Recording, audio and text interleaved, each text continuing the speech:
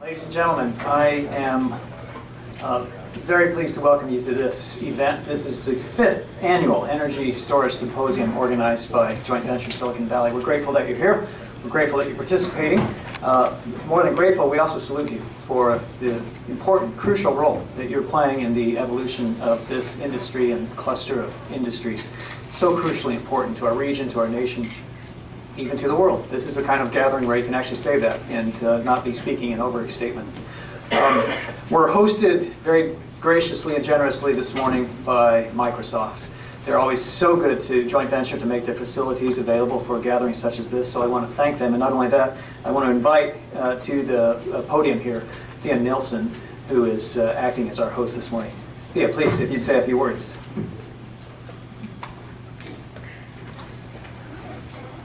Good morning, everybody. All right, we're on Silicon Valley time. It's 9 a.m. Good morning. There we go, there we go. As Russ mentioned, I'm Thea Nilsson. I'm the Community Outreach Manager here at Microsoft for all of our Silicon Valley campuses. So on behalf of our 2,800 local employees and about 98,000 worldwide, welcome to Microsoft, and thank you so much for taking the time to spend your day, to beat the traffic, to get here by 9 a.m. And enjoy a really great program put on by Joint Venture Silicon Valley with a fantastic lineup of speakers. Every year we host about 100 organizations or so on campus.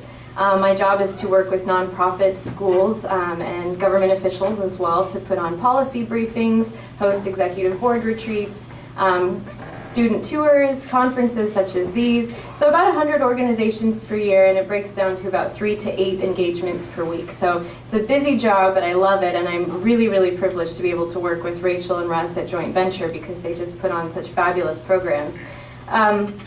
Because I have the opportunity to hog the mic for a moment, I want to take advantage of this and just mention a little bit about the philanthropy that comes out of this office and what we're really focused on my team.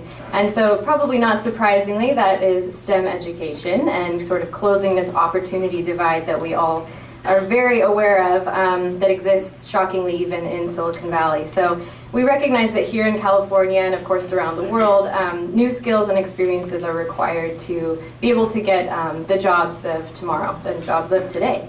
But while some people are prospering and being able to be prepared for those jobs, there are kids in the same schools, in the same neighborhoods, in the same districts that are graduating or sometimes unfortunately not graduating, but completely unprepared for the workforce. We see that a lot, and don't tweet this, but we have probably 6,000 jobs available at Microsoft right now that are very, very hard to fill. These are highly technical positions, some not even highly technical, but we're not able to find the candidates that we need to really compete in the workforce. And that's a frustration that's felt not only by Microsoft, but by many other high-tech companies as well in the Valley and beyond. So about 18 months ago or so, Microsoft decided to put together a cross-company philanthropic initiative called Youth Spark. And it really is a holistic approach to kind of tackling this opportunity divide and funding STEM initiatives that we believe are really helping to do that. So our 5 national nonprofit partners are NIFTY, Network for Teaching Entrepreneurship, Boys and Girls Club, Junior Achievement, and Year Up, and City Year. So all of those are probably familiar to you. They're really large national nonprofits that have sort of a great reach in a lot of the pockets and communities that we find sometimes hard to tackle. So, and of course, because we're Microsoft and we're obsessed with numbers, we set a goal to reach 300 million youth in 3 years. And we're about halfway through, and we've just reached 150 million. So it's actually on schedule, which is a really fun thing to report when it happens. So while we have focused much of our philanthropic efforts toward overcoming this opportunity divide and funding those STEM initiatives, we do continue to support other nonprofits in a variety of ways. So last year, Microsoft contributed over $900 million in both cash and software to NGOs globally. And that was, including tens of millions here in the Bay Area. And our U.S. employee giving program, many companies have that, resulted in donations of about $100 million to nonprofits. And I'm really proud that the Silicon Valley employees are the most generous in the company, and we had over 80% participation there in our employee giving campaign. So very, very proud of that. And every employee has the opportunity to match up to $15,000 a year in charitable contributions. Many of them actually do give the entire 15K, which is fantastic. And they are also able to match their volunteer time, and board service counts as volunteer time at a rate of $17 per hour. So thank you for listening to all of that. And I just want to take a moment to recognize that a lot of important work is being done in this room by those of you sitting in seats and paying attention to this great program. So thank you for your efforts. Thank you to Joint Venture for choosing Microsoft as your venue again this year. It's great to have you back. And as Microsoft looks to focus more on sort of civic tech projects in the Valley and beyond, I think energy storage is a very high priority focus for us as well. So I'm really looking forward to learning from you all today. Thank you so much.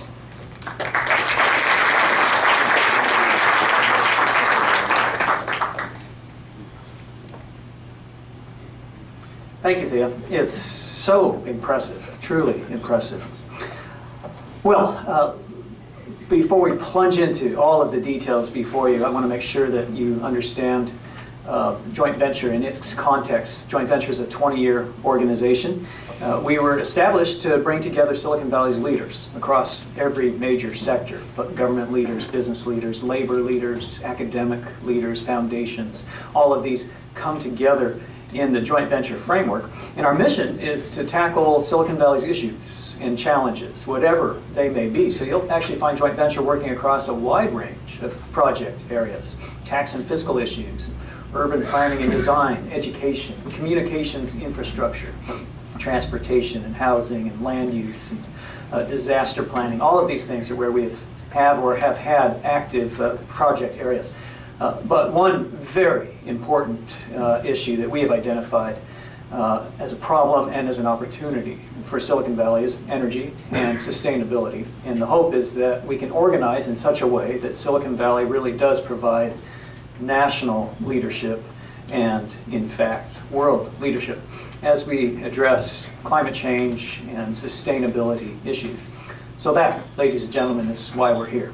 And this segment of the issue, energy storage, is crucially important to that discussion. And so we're so pleased that in that context we can gather you, talk about the trends and the challenges facing this cluster of activities, and to think broadly and expansively, also strategically, about how we advance this effort.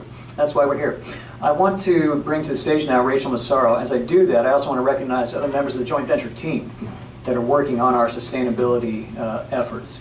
So throughout the course of the day, you're going to meet Alessandra Nahara, who's our Bennis Fellow this year and has been deployed to this and other projects. Also, you'll be meeting Don Bray. He'll be coming up. He's the executive director of our Smart Energy Enterprise Development Zone. SEEDZ is the acronym. You'll be hearing all about that. There are other members of the Joint Venture team here. Kara Gross works on a number of our sustainability activities. Jill Jennings. So we have a terrific team at Joint Venture that's well organized, highly capable, and today is one of the fruits of their labors. The major organizer for this event has been Rachel Massaro, and I want to acknowledge her effort, also her leadership and vision. Yes, I think it's highly appropriate. So Rachel, come to us then. And you won't be seeing me any further today. I'll just be in the audience cheering with the rest of you, and Rachel will be running the show, keeping the trains moving, making everything happen on time and very efficiently. She's terrific. Here she is, Rachel. Thank you very much, Russ. And thanks again to all of you for joining us here today for the 5th Annual Silicon Valley Energy Storage Symposium. Again, my name is Rachel Massaro. I'm Vice President at Joint Venture Silicon Valley, and I will be your MC for today. I'd like to take a moment to set the stage. We've seen a lot change in the energy storage landscape over the last 5 years that we've been hosting this event, both in terms of policy, technology, and implementation. And that's exactly why we feel it's so important to bring together this group of Silicon Valley stakeholders year after year to talk about what's going on in the industry, what's changed, and how we can work together to help support local industry growth. This year, we're combining our annual symposium with Joint Venture's Smart Energy Enterprise Development Zone, or SEEDZ initiative for short, and focusing on customer-side energy storage, which is highly relevant to the work of that initiative. And what we're seeing working in and around energy storage is that applications on the customer side of the meter are really emerging and becoming an economically viable option for better control of energy use and as an energy asset. Now, California's landscape is ripe. We not only have policies and incentives that'll help drive adoption, but we also have a huge cluster of energy storage companies right here locally that are making things happen in this space. And that's in addition to the great work of the California Energy Storage Alliance, CalCharge, and others in this space. So it's in that spirit that I present to you today's event program. As you can see, we have a truly great lineup of speakers. This morning, we'll set the stage by providing an overview of the SEEDZ initiative, as well as the benefits and use cases for customer-side energy storage. Then we'll hear from our keynote speaker, Tesla's CTO, J.B. Straubel, and find out why an EV company has entered this space and what they're cooking up in stationary energy storage over there at Tesla. After that, we'll jump into a panel discussion on energy storage interconnection, which, as many of you know, is a very important and timely topic. After lunch, we'll get a national perspective on customer-side energy storage deployment from ESA's Executive Director, Matt Roberts, and then focus locally to talk about the history of energy storage technology development in the Bay Area over the last 20 or 30 years, some local technology and deployment examples, and the customer perspective on energy storage. So with all of that said, I hope you all enjoy the event, and I'd like to bring up our first speaker, Joint Venture Executive Director Don Bray.